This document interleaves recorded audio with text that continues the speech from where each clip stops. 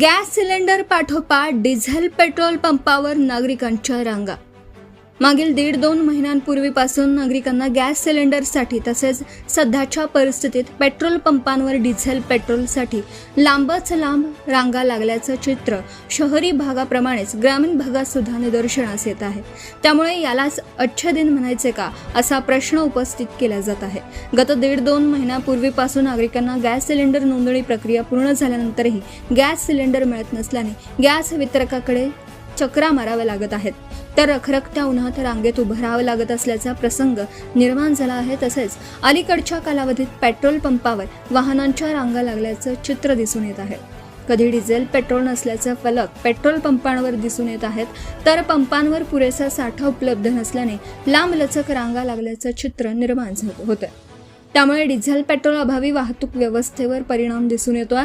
विशेष म्हणजे गत काही कालावधीपासून शेतीची जवळपास सर्वच कामे आधुनिक तंत्रज्ञान म्हणजेच ट्रॅक्टरच्या सहाय्याने केली जातात। सध्याच्या परिस्थितीत शेती पेरणी पूर्व मशागतीच्या कामांची लगबग सुरू असतानाच डिझेल अभावी शेतीच्या कामे विस्कळीत तसेच रखडलेली परिस्थिती निर्माण झाली आहे।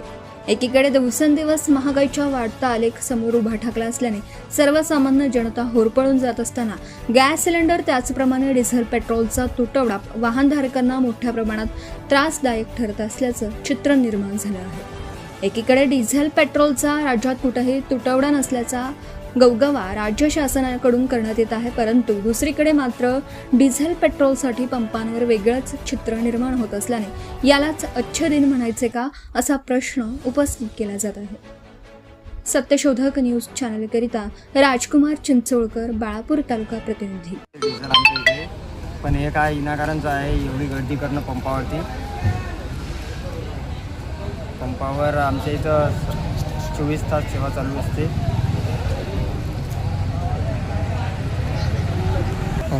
हे फक्त दूरदूरून इथं आपल्या डिझेलसाठी येत आहेत, यांची गडबड करायची काहीच हे काम नाही, पण तरी लोक दूरदूरून येत आहेत डिझेल भरण्यासाठी।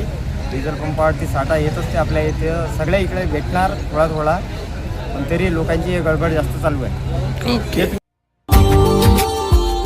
Subscribe now and press the bell icon. Never miss an update.